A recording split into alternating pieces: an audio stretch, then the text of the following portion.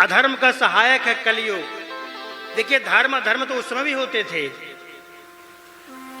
द्वापर त्रेता में भी, लेकिन उसमें कोई सहयोग करने वाला नहीं था। अब जैसे कोई एक व्यक्ति जो काम करेगा तो कितना करेगा, अगर उसमें 4 लोग सहयोगी हो जाएंगे तो जल्दी हो जाएगा ना वो काम, और जल्दी होगा तीव्रता से होगा, अब बहुत हो जाएगा। धर्म के सहायक कलिकाल ने सारी पृथ्वी को पीड़ित कर रखा है।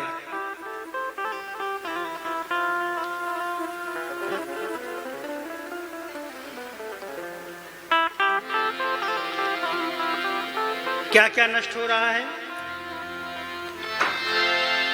सत्यम नास्ति तपः शौचम दयादानं न विद्यते उदरं भरिणो जीवा वराकः कूटभाषिणः। सत्यम, सत्य खत्म हो रहा है। सत्यम नास्ति, लेकिन देखिए सत्य कभी नष्ट तो होगा ही नहीं। ऐसी कोई चीज थोड़ी कोई नष्ट हो जाए है?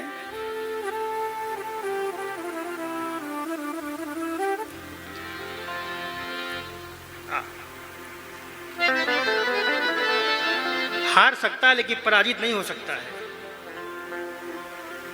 जैसे कहते हैं ना कि भगवान के घर में देर है लेकिन अंधेर नहीं है, हैं? उसी प्रकार से सत्य थोड़ा सा असत्य के बाहुल्य में, अधर्मों के समूह में छिप सकता है लेकिन खत्म नहीं हो सकता है। सत्यम नास्ति, सत्य भी नहीं है, तपस्या भी नहीं है। सत्यम नाश तपा शौचम, शुद्धता भी नहीं है। दया दानम न विद्यते, जिस प्रकार से दान पुण्य होना चाहिए उस प्रकार से दान पुण्य भी नहीं हो रहा है। दिखावा ज्यादा चल रहा है, हैं? दिखावे की दुनिया है, दिखावा चल रहा है खूब। ये सब कलयुग का प्रभाव है।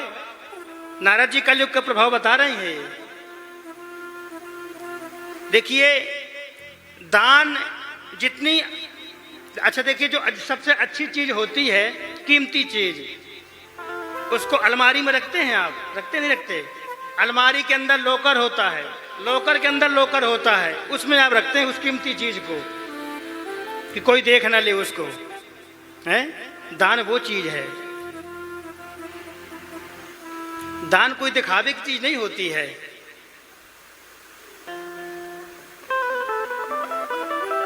हम 2006 में आ गए थे यहाँ, पूज्य महाराज जी के चरणों में 2006 में आ गए थे।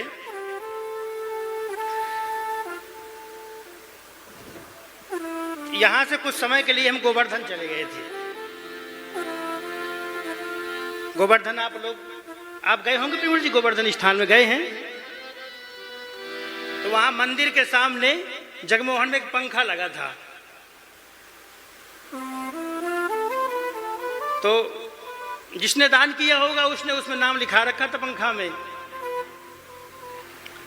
राजस्थान का कोई व्यक्ति था, तो वो आया, उसके साथ में और कई लोग थे।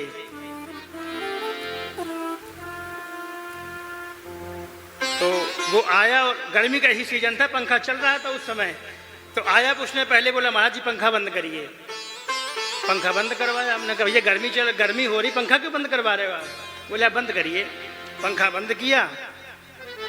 पंखा बंद करने के बाद उसने जो है अपने दोस्त मित्रों को बुला के बैठाया और कहता है कि देखो ये पंखा हमने दान किया है, और इसमें अमुक हमारा जो अमुक पहले हमारे बाबा का नाम लिखा है, फिर हमारा नाम लिखा है, फिर हमारे पुत्रों का नाम लिखा है, 3 पीढ़ी का नाम लिखा है। आज कम से कम 10 साल पुरानी घटना होगी, और 10 साल पुरानी घटना पंखा की क्या कीमत रही होगी? 800,000 रुपया। 800 भले आदमी 800,000 रुपया का पंखा तू दान करके, और जो तेरी 3 पीढ़ी जो तेरी पूर्वज जो पहले भी और कहीं रहे होंगे शांति पूर्वक भगवान के चरणों में, वो भी तो पंखा में नाम लिखा करके उनको जो है चक्कर लगवा रहा 84 में है, और बंद करवा के बता कि पंखा हमने दान किया है। तो ये दान का स्वरूप ये नहीं है। दान का स्वरूप तो गुप्त होता है। दान वो चीज है।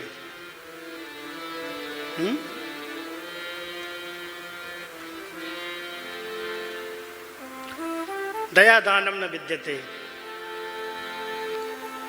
जिस ढंग से दान होना चाहिए उस ढंग से दान नहीं हो रहा। उदरम भरणो जीवा बराका कूट भाषणा। अपने उदर भरने की पूर्ति के लिए सब लोग लगे हुए हैं संसार में। नारद जी बता रहे हैं, हम नहीं कह रहे हैं, भागवत जी बता रहे हैं, नारद जी कह रहे हैं। इतनी भी फुर्सत नहीं है कि थोड़ा सा समय निकाल करके वो भगवान का नाम ले लें।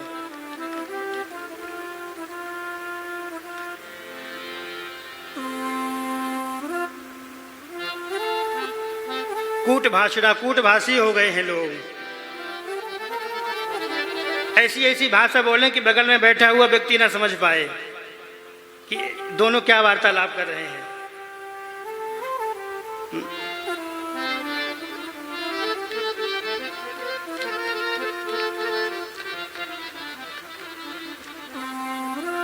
उदरम भरणो जीवा बराका कूट भाषण।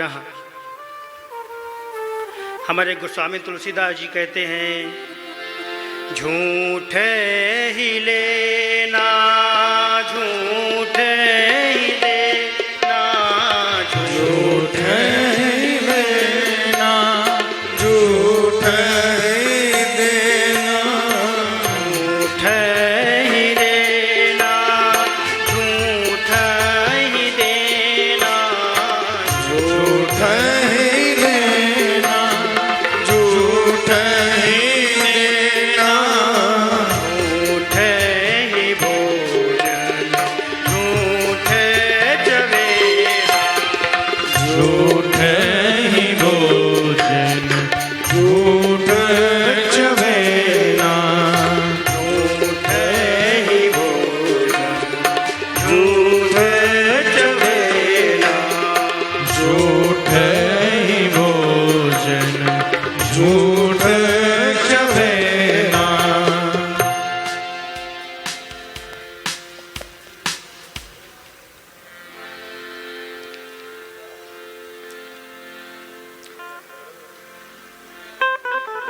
झूठ बड़ी तीव्र गति से अपना प्रचार कर रहा है।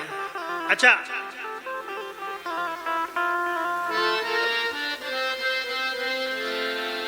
देखिए भाव अपने से कहाँ लाएंगे हम। जो भाव हमने गुरुदेव भगवान सुना वही सुनाएंगे आप लोगों को, है? तो एक हमारे गुरुदेव भगवान और कथाओं में बताते हैं कि कलयुग में झूठ तो हो ही गया। अभी जैसे हमने बताया ना कि अधर्म का साथ देने के लिए कलयुग आ गया है, उसी प्रकार से कलयुग में झूठ बोलने का एक यंत्र चल गया है। समझ रहे हैं? Mobile phone. अगर व्यक्ति अपने घर में भी, अगर किसी को कहीं जल्दी जाना होगा, बार बार उस व्यक्ति के अगर फोन आ रहे होंगे, तो अगर बाथरूम में होगा तो कहेगा बस बस मैं पेंट ही पहन रहा हूं अपना, बस निकल रहा हूं घर से, बस 2 मिनट में आया, 5 मिनट में आया, और घंटे हो जाते हैं। तो फोन और सहयोग हो गया झूठ बोलने में।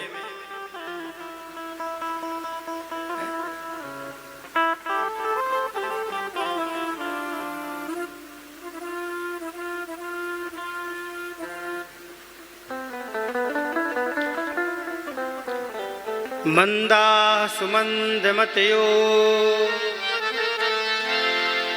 मंदभाग्याहुपद्रुता,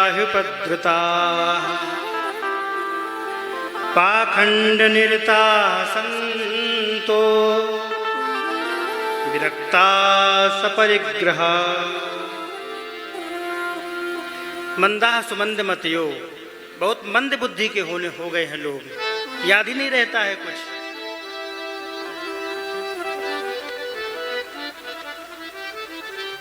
पाखंड निरता संता संतो विरक्ता सपरिग्रह। कलयुग में जो संत होंगे उनको लोग संत नहीं मानेंगे, जो आडंबर वाले होंगे, बढ़िया अच्छा सुंदर सुंदर तिलक हमारे जैसे, और बढ़िया अच्छे अच्छे कपड़े पहन करके जैसे निकल जाएंगे, उनको संत प्रणाम करेंगे लोग, हैं? देखो, जो वास्तविक संत होगा, जो भजन करने वाला व्यक्ति होगा, वो अपने आप को कभी दिखाएगा नहीं, कभी बताएगा नहीं। प्रवीण जी, आप कहाँ ध्यान है आपका?